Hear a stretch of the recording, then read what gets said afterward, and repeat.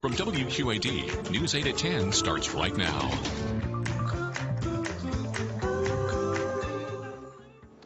Thanks for joining us tonight. Today marks 1 year since the deadly downtown Davenport apartment building collapse.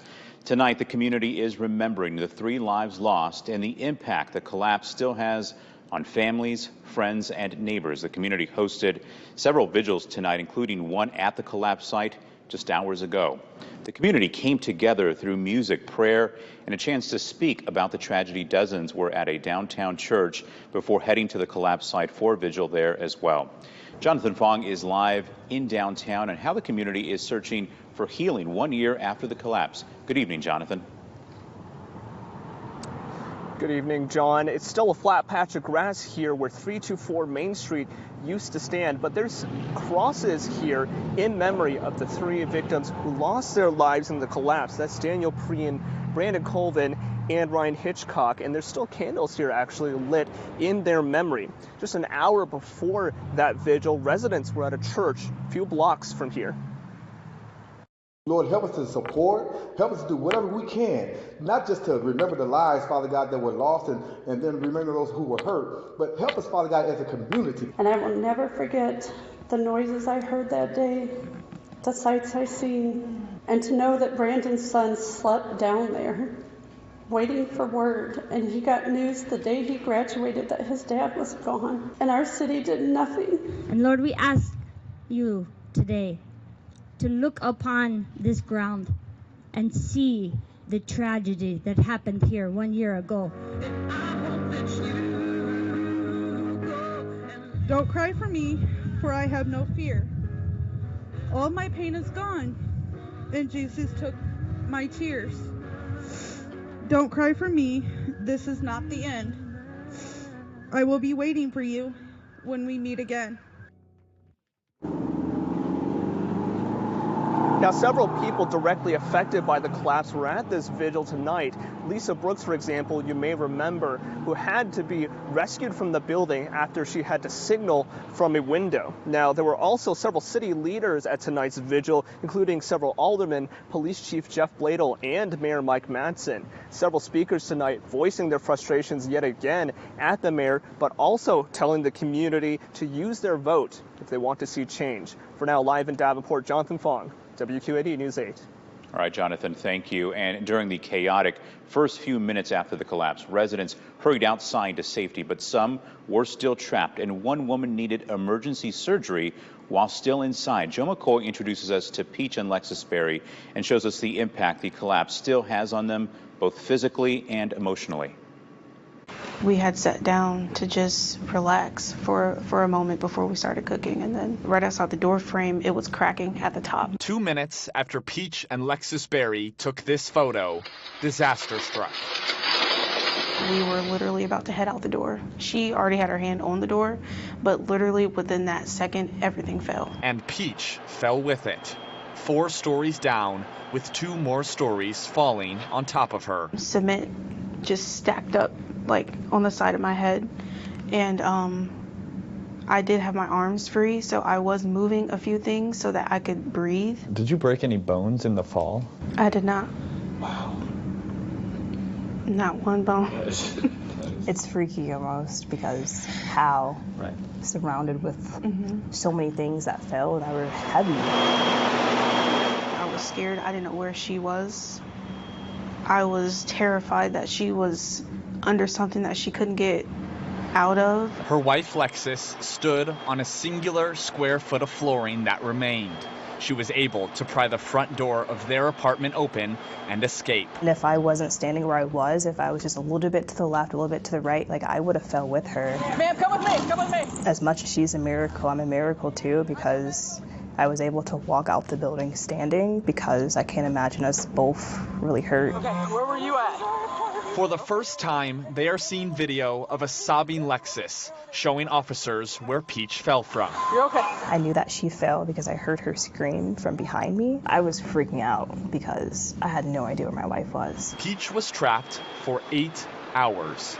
She held pieces of rubble in front of her face to prevent the broken sprinkler system from drowning her. In those 8 hours, did you ever think you were going to die? There was a moment, but then my survival skills kicked in and it was like, no, this isn't it for you. Like, you're going to live to tell your story. Dying wasn't an option that day. Peach's left leg was pinned underneath the rubble. Doctors were forced to amputate it on scene in order to save her life. But the only thing she cared about was knowing if her wife was alive. Hearing her voice when they did get me dug out was the biggest sigh of relief. I just wanted to live and get out of there. I just wanted that nightmare to end. But the nightmare was just beginning. Peach has had 4 surgeries in the year since and attends physical therapy twice a week. Taking it day by day as best as I can, because some days are definitely harder than others. You're doing amazing. Yeah. I'm so proud of you. Peach hopes to be walking with her prosthetic leg by the end of the year. Just getting the motion and the movement and like trusting the prosthetic, because now that's my anchor now. I have to rely on that. The couple moved to Chicago a month and a half after the collapse. They are still adjusting to a new city and a different and more challenging way of life. Even just going out to dinner, going to museums, we need to make sure that we have an accommodated car to be able to get there for Peach, that everything is accessible for her. But I think one thing that helps is that we have each other. I can't imagine doing this alone. And how'd you guys meet originally? Church camp. She's my best friend. And she's my best friend. Yeah.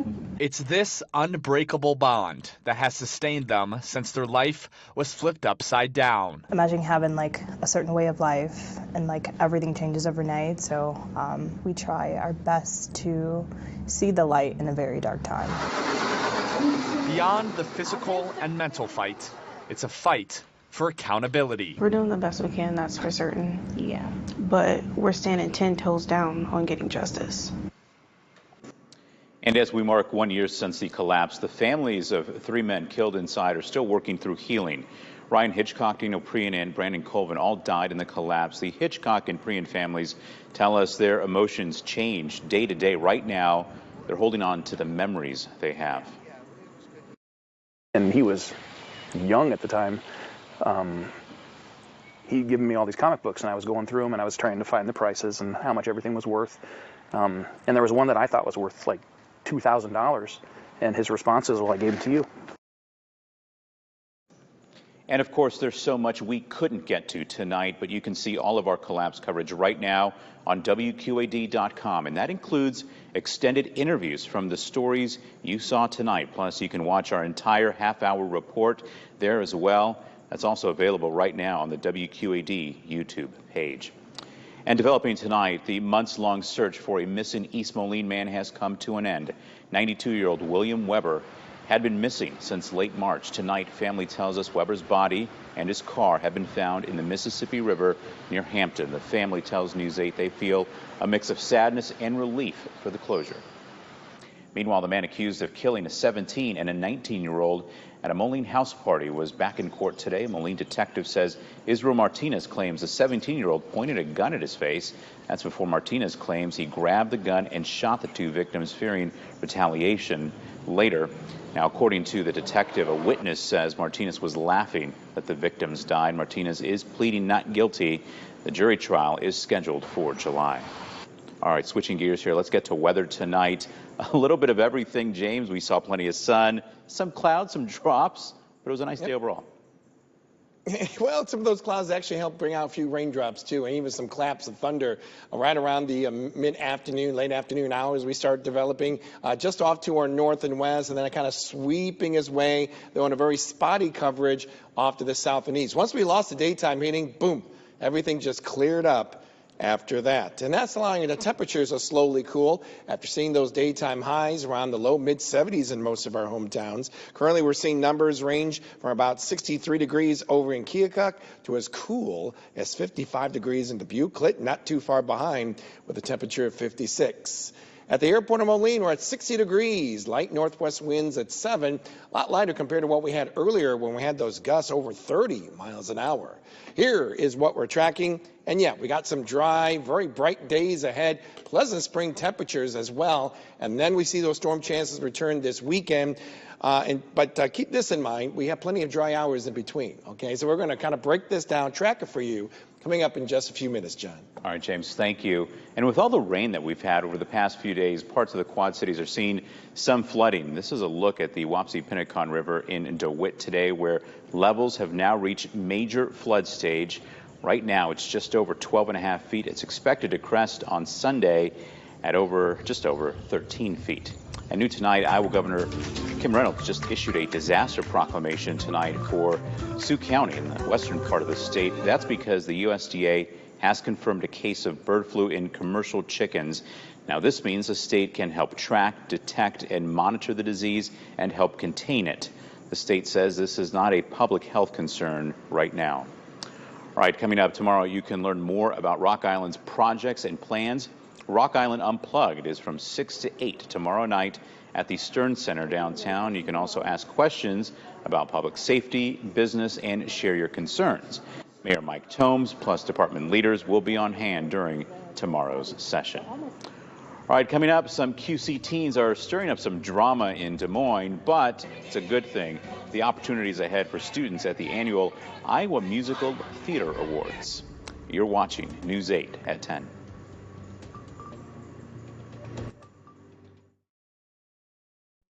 News 8 at 10 continues on WQAD. Construction of a new garden at Moline Public Library is now underway. The city broke ground this afternoon on the new 1-acre outdoor garden area south of the library. The $1.4 million project includes walking paths, landscaping, and a small outdoor stage. And some local high schoolers are in Des Moines tonight, along with hundreds of other Iowa students getting ready for the annual High School Musical Theater Awards. Now, students are spending the week preparing for special performances at the awards ceremony on Thursday, and the process to get here is pretty competitive. The students who get a call back also get private coaching and a chance to audition for other roles. I go to North Scott, and we have a really tight-knit community that's so supportive. We do a lot of community engagement stuff, and just being part of musicals is so amazing, and you make so many connections. And 2 students at this week's event will be selected to participate in the National High School Musical Theater Awards. Those are in June. James? Well, fortunately, we don't have to dodge any showers or thunderstorms in the days ahead. Looking pretty quiet. We'll tell you when that next round of active weather will take place for your hometown right after the break here on News 8 at 10. Welcome back, everyone. Almost a repeat of yesterday as we had some sunshine, then a few clouds started rolling in, and then we had a shower or thunderstorm across the area. The only big difference is we didn't have to worry about any severe weather from any of those storms. Everything's nice and quiet across the area. Currently at the airport, 60 degrees.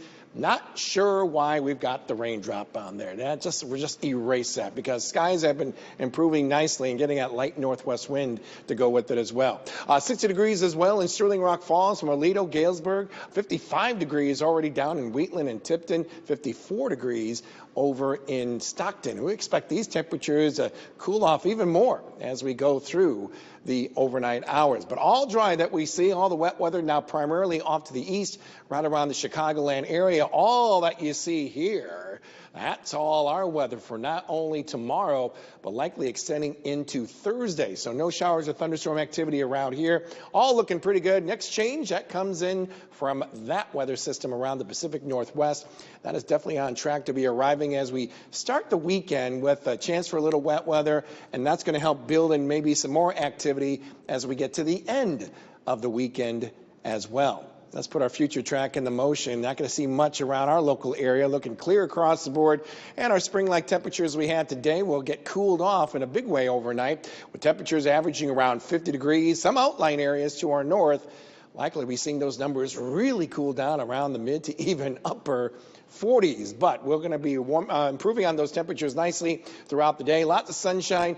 Some cumulus clouds may be popping up, what we call fair weather cumulus clouds. It shouldn't hold back our temperatures. I think numbers will be just a wee bit better compared to today, maybe a couple of degrees warmer, with highs generally around the mid, possibly even upper 70s as you make your way from north to south. That takes us into our Thursday. Very little change. Temperatures get a wee bit warmer, around 77, lots of sunshine. And even your Friday and Friday evening with some of those softball or baseball games that may be going on, you're going to be just fine as well. We will be noticing an increase in clouds later in the day, and those clouds will bring in some of that wet weather. Looks like primarily late Friday night, going into the morning hours on, I would say, on Saturday, and then we'll get a break after that. Not a total washout, by the way, for your Saturday at all. In fact, temperatures will still be warming up nicely, right around 80 degrees, both Friday and also going into Saturday. And it just gets even warmer still as we not only bring in more tropical air, but we bring in some more shower and thunderstorm chances as well. I'll show you that, not only with the 8-day, but yeah, we'll throw in that 14-day tracker as well, right after this. Your financial future isn't something that just happens. It takes planning, and it takes a great partner. Midwest Bank is that partner. We help you plan for all your big moments. Your first car, your first home. From first steps to retirement, Midwest Bank is your local partner through all of life's changes. Visit mbwi.com or stop by one of our convenient locations today. Midwest Bank. Strong, honest, loyal. Here is your 8-day tracker, and you see that chance of wet weather going into our Saturday morning. Then we'll see a little break until we get later in the Sunday, a few shower thunderstorm chances then. And that will trend into early next week, and it gets very tropical. We're going to be seeing not only mid-80s the first few days of next week, but likely going to continue on off and on as we make our way even into the following weekend. And the trend there after that active weather early next week gets pretty quiet after that. Your 3-degree guarantee, sponsored by our good friends at Erickson Chevrolet in Milan. I was forecasting 75, got to 73. We're now at 520. We continue to increase that price. I want to get to 580 if we can.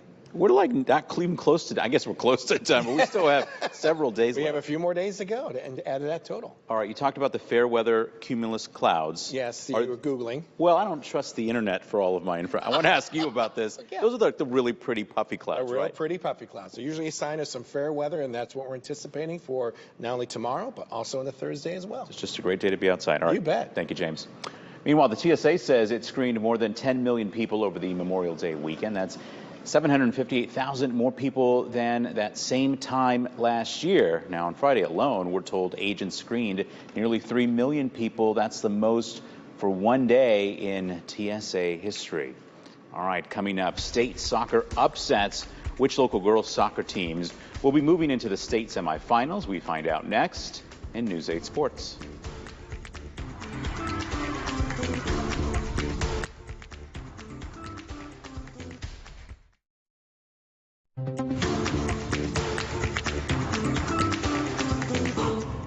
State soccer tournament in Des Moines kicks off with the ladies hitting the pitch first. 4 teams from the WQAD viewing area playing in the quarterfinals.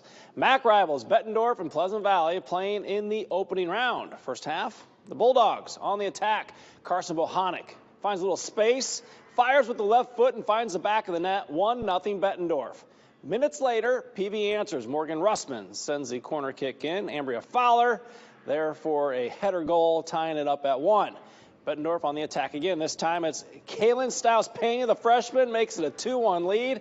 And then with time winding down in the first half, Bulldogs will get a free kick. Peyton Markham sends the ball in. Mackenzie Schaefer gets a foot on it to score with 8 seconds left in the half. 3-1 Bettendorf into the break. Bulldogs score 4 more times in the second half to advance 7-1. I mean, it's surreal. I mean, we come in here and obviously we don't want to go out empty-handed, and to beat them 7-1, I mean, that's an extremely, extremely talented team. And I've never beat PV. I mean, it's a rivalry game. It's always going to be a hard game, but to come out here and really just show the entire state what we have, I mean, it feels amazing. Like, I hope that this just powers us through the next 2 games, and, you know, we give it all we got. It was surreal. We gave everybody an opportunity, and everybody did great. I can't even put it into words. It was just so much fun, and we have so much more to go. We knew we had to give it our all because it could be our last game, and we didn't want it to be our last game, so we gave it our all, and 7-1's unreal. Bettendorf plays Ankeny in the state semifinals. Let's move to Class 2A as North Scott is taking on Waverly Shell Rock. 30 seconds left in the first half, no score. Waverly Shell Rock strikes first. Gracie Abbott with the shot right down the middle. Hawks up 1-0 into the half. Lady Lancers come out firing in the second half. Reese Hilsenbeck with the perfect pass to Brooklyn Bullock, who finds the back of the net. The game's tied at 1. 13 minutes left. Mackenzie Moeller takes a shot of her own, and it's good. That secures the win for North Scott as they beat Waverly Shell Rock 2-1 to advance to the state semifinals. You know, down 1-0 and giving up that goal with, 30 seconds left in the half hurt. But, you know, they were positive at halftime. They knew that if we kept possession of the ball and we find our opportunities, that we could put one on the back of the net. And I think that first 5 minutes was key. I mean, we scored in, first minute and a half, which kind of set the tone for the second half, and then it was a dogfight. We knew we needed to talk about, our ball movement and clearing our shots. We knew we were still in it because 1-0 is nothing to us. We've been in these situations before. So our thought process was to, keep the ball moving, keep it on the ground, and that worked a lot for us. And our effort and communication was way better. And then we knew we were down one of our defenders, but that didn't change us. We kept going, and that was a really good thing for us. North Scott plays Dallas Center Grimes on Thursday. Let's go to Class 1A. Top seed Davenport Assumption taking on Dike New Hartford. It's a quiet first half, but with 5 minutes left until the break, it's Gentry Schwartz on the move. And she gets the ball into the back of the net. Wolverines grab a 1-0 lead. Second half, Dike New Hartford on the move, but Maddie Nige not letting another one get past her. She'll grab this one for the save. Wolverines still up 1 with 10 minutes to go. The Knights still fighting for a goal, looking for that equalizer. With their season on the line, shot is saved, and it just doesn't go their way. The first half goal would be the deciding factor. Assumption upset by Dike New Hartford, 1-0 the final. You know, unfortunately, that's the nature of postseason. Gosh, I don't know if the other team had 5 shots, but they made 1, and that's all that counted. I think we had 20 or so, and we just couldn't get one to fall. So, I'm proud of the way that these girls never quit, played to the last whistle, and just start getting prepared for next season. I mean, this season was one of the most cohesive groups we've ever had. They made my job easy. And I hope that the junior class is going to remember this and be ready to come out next season. But it's been a real treat coaching these seniors. Assumption ends the season at 16-2. That'll do it for sports. We'll be right back. Nice evening out there. We can get rid of any raindrops. Everything's looking nice and clear. 60 degrees we have right now. We'll cool it down around 50 for the overnight low, and then a nice spring day tomorrow. Mostly sunny skies. Not much wind to worry about either, with a high of 75 degrees. More of that sun and those temperatures going to Thursday. And Friday not looking all too bad. It won't be until late Friday night, Saturday morning that we bring in some wet weather in the forecast again. Got to plan for something outside. I know I got to do the car wash. I talked about that yesterday. Any outdoor plans? Golf. Always golf. Always golf. I like this, man. Enjoy it. All right. Thanks, guys. And thank you for joining us. We'll see you back here tomorrow morning.